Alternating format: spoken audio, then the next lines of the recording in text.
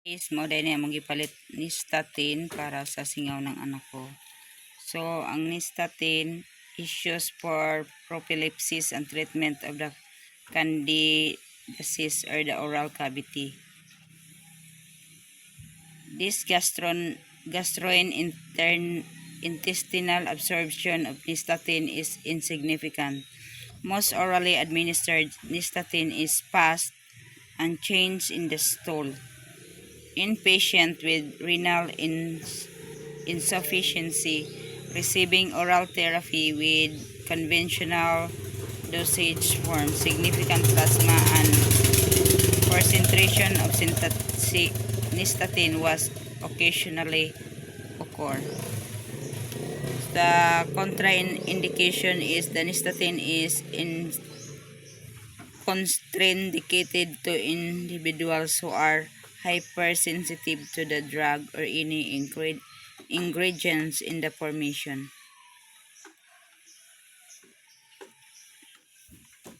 This medication is not to be used to the treatment of systematic mucosis. Discontinued treatment or sensitive of irritation is reported during use. Mouth adverse effect: the mouth irritation, diarrhea, nausea, vomiting, or stomach upset may occur. Very serious allergic reaction to this drug is unlikely.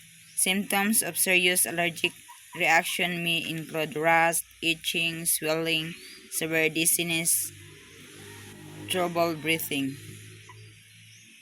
Oral doses of nystatin is in excess of 5 million of units of daily have caused to nausea and gastrointestinal upset.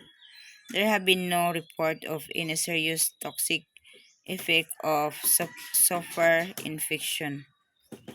For the infant, the dosage is 1 ml to 2 ml, 4 times daily drop into the mouth.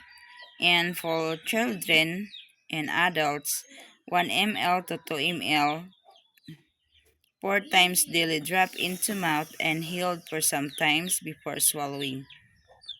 May be increased to 4 ml to 6 ml units for times for severe infection. So, sa mga malalaki, bata, kailangan kung malala yung infection 4 times a day, so patagalin nyo muna ng konti sa kanyang bibig yung gamot bago mo pa siya ipaswallow. So, ito pala yung ginamot ko sa aking baby, guys. That's all. Thank you.